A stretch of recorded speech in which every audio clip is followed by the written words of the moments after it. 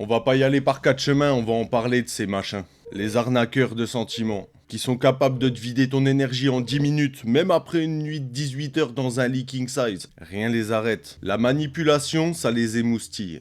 C'est leur raison de vivre à ces crevards. Alors oui, on va en parler de ces petites merdes de pervers narcissiques. D'ailleurs, petit spoiler, pendant toute la vidéo, je vais dire le pervers narcissique. Mais là-dedans, j'englobe les deux genres. Parce que ce soit un homme ou une femme, ça change rien du tout. Ils ont les mêmes vices. Un PN reste un PN. Il t'a tellement fait croire que t'étais cinglé que t'as commencé à le croire. T'as commencé à voir clair dans son jeu, mais il t'a dit que c'était toi qui interprétais mal ce qu'il te disait. T'es juste tombé dans le piège. Il est temps de faire tomber quelques masques. T'en as dans ton entourage, c'est ça? Collègues, potes, plan cul, quelqu'un de ta famille même? Un connard, une connasse qui te fait tourner en rond, ça te dit quelque chose? Quelqu'un qui te souffle le chaud, le froid, jusqu'à te faire mal au crâne. Si t'as répondu oui à ne serait-ce qu'une de ces questions, bienvenue. Installe-toi, t'es au bon endroit. Au bon endroit pour te libérer de son emprise à la con, pour te donner les clés de son putain de jeu, histoire que tu puisses en sortir, et pour t'éviter d'y retourner si le piège se représente à l'avenir, et pouvoir l'envoyer chier bien comme il faut par la même occasion. Aujourd'hui, mon but, c'est pas juste que tu comprennes leur manège, c'est que tu puisses agir tout de suite, après cette vidéo. Là, on va reprendre le contrôle de ta vie. On va les faire pleurer comme des fillettes de 4 ans.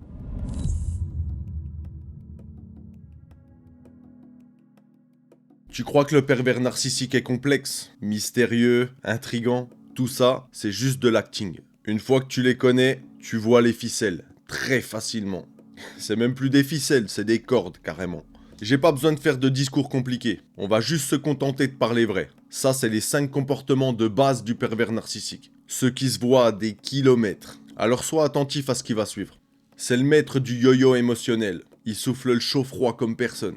C'est le signe le plus évident. Un jour c'est l'amour fou, t'es le centre de son monde, les je t'aime, les promesses, les projets. Tu te sens comme sur un putain de nuage. Et le lendemain, bam, il est distant, froid, absent. Il ignore tes messages, il te parle comme un chien. Et toi, comme un con, comme une conne, tu cherches dans ta tête ce que t'as fait de mal. Tu mets la faute sur toi. Il sait très bien ce qu'il fait. C'est sa putain de technique de pêche. Il jette l'appât, te fait mordre, et quand t'es bien pendu à l'hameçon, il relâche la ligne. Juste pour te faire paniquer, te faire courir après lui. Ton angoisse le régale. Parce que ton besoin, c'est son putain de carburant. Ton manque, c'est sa drogue. C'est ça, la manipulation émotionnelle. C'est pas de l'amour, c'est du contrôle. Deuxième point, il a que de la gueule. Il te fait des promesses énormes, les actes sont inexistants. Champion du monde des beaux discours, je serai toujours là pour toi. Je vais t'aider à monter ton projet. Tu peux compter sur moi. Ça brille, ça pétille, ça te met des étoiles dans les yeux. Mais quand il s'agit de passer à l'action, nada. Le vide intersidéral. Les actes, introuvables.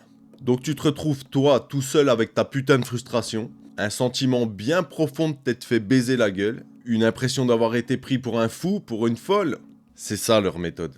Te maintenir dans l'espoir, te garder en haleine, en attente. Il te fait croire qu'il est la solution dans ta vie, pour que tu restes, pour que t'ailles pas chercher ailleurs, pour que tu dépendes de cet avenir imaginaire qu'il a créé pour toi. Un futur qu'arrivera jamais, jamais. Déjà tout simplement parce qu'il en a pas envie, et parce qu'il se nourrit de ton attente, pas de ta satisfaction.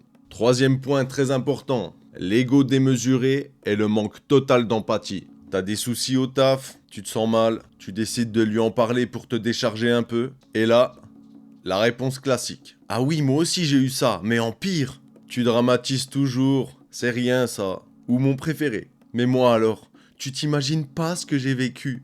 Retiens juste une chose. Tes victoires, tes blessures, tes émotions, il s'en bat les couilles. Royalement. Son monde, c'est lui.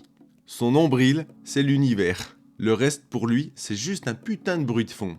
Il est incapable de se mettre à ta place. Incapable de ressentir ta douleur parce que justement, il a aucune empathie. Par contre, il a besoin de te vider de ton énergie pour se sentir exister. Ton empathie, c'est sa bouée de sauvetage. Ton attention, son oxygène. T'es qu'une source pour lui. Un moyen. Une borne électrique où il vient se recharger quand il a besoin d'énergie. Quatrième point, l'instabilité émotionnelle chronique. Tu dis oui, il dit non. Tu souris, il fait une gueule d'enterrement. Il change d'humeur comme de froc. Il est capable de te faire une scène mémorable pour un mot de travers.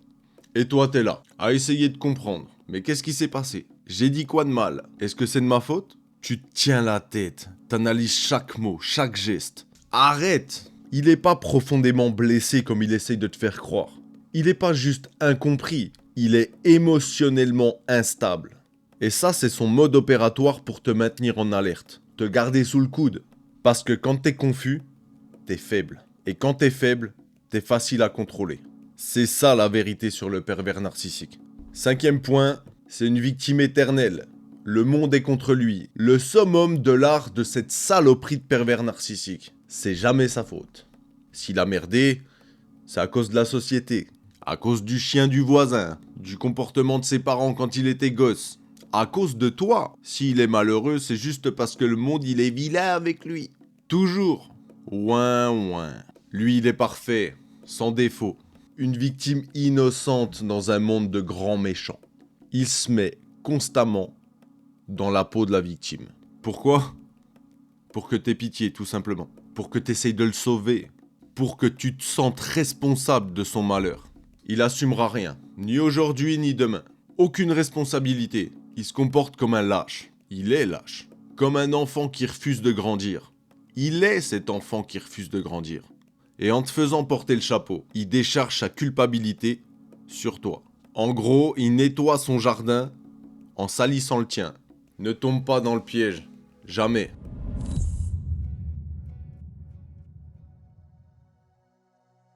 Maintenant que tu sais les reconnaître, on va parler de leur stratégie. Parce que c'est pas juste des mauvaises personnes. Ils sont stratèges, ces enfoirés. Des putains de joueurs d'échecs. Mais toi, t'es leur pion. Au début, c'est parfait. Trop parfait. Ils te bombardent d'amour. Ils te bombardent d'attention. C'est ce qu'on appelle le love bombing. Bizarrement, t'as jamais rencontré quelqu'un avec qui ça matchait aussi bien. Qui te comprenait aussi bien. Qui te disait exactement ce que tu voulais entendre.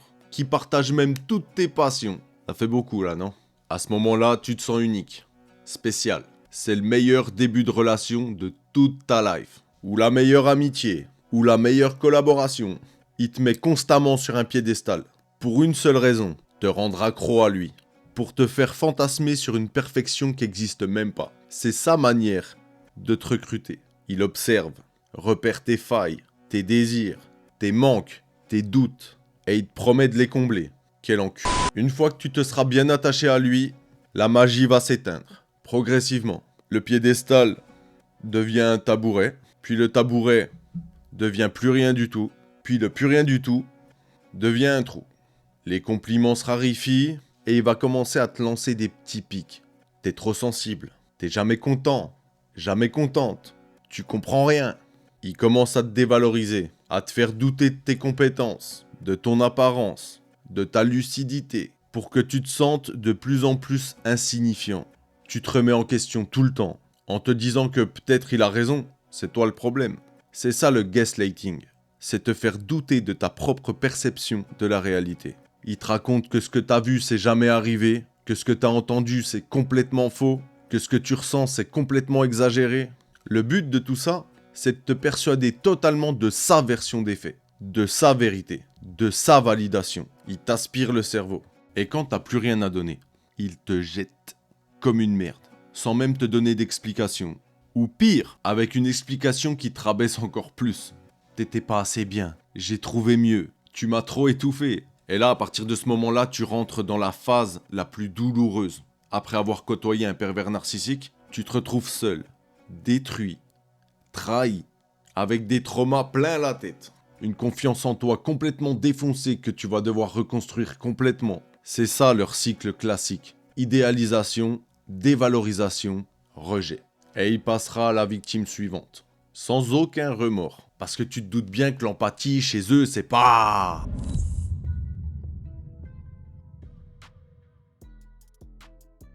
Assez parlé de ce qu'ils font, maintenant on va parler de ce que toi tu vas faire. Parce que c'est ta vie, ton énergie que t'es en train de bouffer, alors que personne n'a le droit de te voler ça. Personne. Le simple fait d'avoir identifié et de pouvoir mettre un nom sur ce qu'ils sont, c'est déjà 50% du combat gagné. Parce que tu sais que c'est pas toi le problème. T'es pas en train de devenir fou, t'es pas en train de devenir folle. Et le simple fait de comprendre ça, ça t'enlève déjà un poids. Plus tu auras d'informations sur leur agissement, plus tu verras tôt leur manège. Et plus tu les verras venir de loin. Tu seras plus une proie, tu seras un observateur. Quelqu'un qui prend le temps d'analyser la situation. Et ça les fait chier grave. Comme je te l'ai dit plus tôt, leur carburant, c'est tes émotions, tes réactions, ton besoin d'attention et d'amour. Coupe le carburant en laissant plus rien paraître de ce que tu ressens. Plus rien. Deviens un putain de rocher, une saloperie de mur. Quand il essaye de te manipuler ou de te faire culpabiliser, ne réagis jamais émotionnellement. Garde un ton neutre, un visage sans aucune expression. Ne lui donne aucune prise sur toi. Ne discute jamais avec lui. Ne cherche pas à te justifier, ni le ou la convaincre. C'est juste une perte de temps et d'énergie. Montre-lui que ses paroles n'arrivent même pas jusqu'à toi. Fais-lui des réponses courtes, neutres et factuelles. Je comprends, je prends note. Ok, d'accord. Fini. Pas de grand discours. Pas d'émotion. Tu dois rien lui donner du tout à ce crevard. Rien. Il va d'abord insister. Même parfois essayer d'être menaçant, juste pour essayer de te faire craquer. Et quand il aura vu que ça n'a pas marché, il va commencer à s'ennuyer. Parce que justement, t'as coupé la vanne à carburant. Et donc il ira chercher sa dose ailleurs. C'est terriblement efficace. Celle-là, je veux vraiment que tu la retiennes. C'est la règle numéro 1, la plus importante. La seule qui va te garantir ta libération. Coupe tout contact. Tout. Bloque-le de partout. Téléphone, réseaux sociaux, mail s'il faut. C'est puéril de faire ça dans certains cas. Mais pas quand t'as un pervers narcissique en face. Deuxièmement, ne réponds pas aux messages de vos amis en commun. Ceux qui sont de son côté, ceux qui essayent de te faire revenir vers lui. Dis-leur gentiment une fois que ta décision est prise. Demande-leur poliment de respecter ton choix. S'ils continuent, tu bloques aussi. Rien à foutre. Change tes habitudes de vie si nécessaire. Évite les lieux au maximum où tu pourrais le croiser. Si c'est un collègue de taf, si c'est une collègue de taf, t'as fait une grave erreur. Jamais côtoyer un collègue de travail. Ça amène que des emmerdes. Mais tu peux toujours l'éviter un maximum. Parce qu'au travail, il a pas beaucoup de marge de manœuvre pour te manipuler. Je te préviens, je suis pas fou. Je sais que tu vas avoir envie de répondre. De lui dire ses 4 vérités. De te justifier peut-être. De voir s'il regrette. Ne tombe pas dans ce piège. C'est ce qu'il veut. Revenir dans le game. Réactiver la pompe à carburant. Le non-contact ne doit pas être juste une absence. C'est un message clair. Tu n'existes plus pour moi. Et tu n'as plus aucun pouvoir sur moi. C'est la seule façon de te reconstruire comme il faut, de te guérir, de sortir de l'emprise qu'il a eue sur toi. Une fois que tu auras coupé les ponts, tu vas te sentir un peu paumé, c'est normal, parce qu'il a réussi à faire le vide autour de toi. Il t'a coupé de tes proches, de tes soutiens, pour te rendre encore plus manipulable. C'est le moment de te reconnecter avec les personnes qui comptent vraiment pour toi. Tes potes, ta famille, des gens sains. Entoure-toi de gens sains. Ceux qui t'ont vu souffrir et qui comprenaient pas pourquoi tu restais, c'est eux, ta bouée de sauvetage. Alors parle-leur, exprime-toi auprès d'eux, et je t'interdis formellement d'avoir honte de toi. Tes victimes, je te rappelle, pas le bourreau. Et leur soutien, leur écoute, c'est ça qui va te remettre définitivement debout.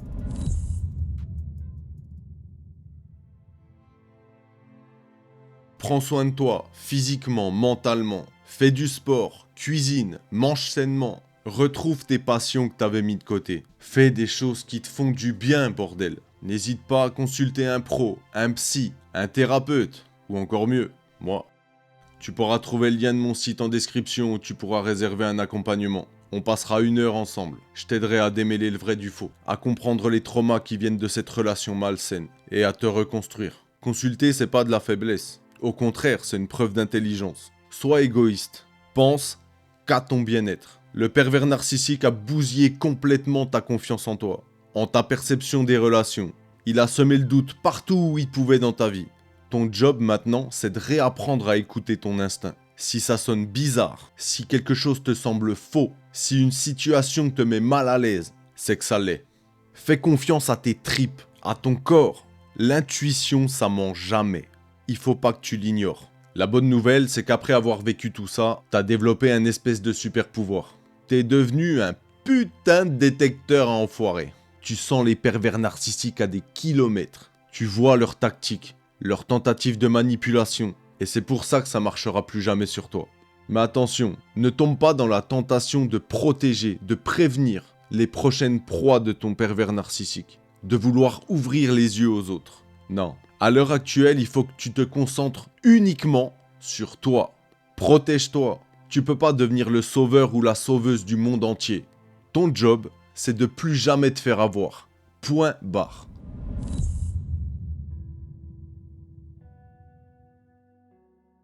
Alors si cette vidéo t'a ouvert les yeux, si elle t'a donné la force de dire stop à ces putains de bouffeurs de cerveau à la con, alors j'ai fait mon travail.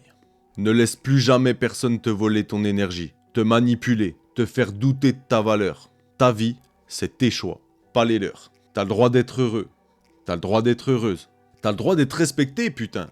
Alors si cette vidéo a eu un sens pour toi, si elle t'a libéré, si elle t'a donné des armes, lâche un pouce bleu, abonne-toi pour ne pas rater le contenu qui arrive chaque semaine sur la chaîne. Encore une fois, mon nouveau site web est disponible dans la description. Je serai ravi de t'aider et de t'accompagner. Et surtout, dis-moi en commentaire, c'est quoi ta pire expérience avec un pervers narcissique? Comment t'as réussi à t'en défaire? Et si malheureusement t'es encore dedans, qu'est-ce que tu vas faire dès maintenant? Tes témoignages sont cruciaux parce qu'ils aident les autres et ils te guérissent toi. Parce qu'en fait, on est tous ensemble dans ce combat. Contre la toxicité, pour la liberté, pour une vie qui fait du bien, bordel. Alors prends soin de toi. Vraiment. À la prochaine. Take me back to a place where I felt at home. Take me back to a day when we weren't alone. Take me back to an age when the world felt small. Way back before we blew it all. Take me back to a place where I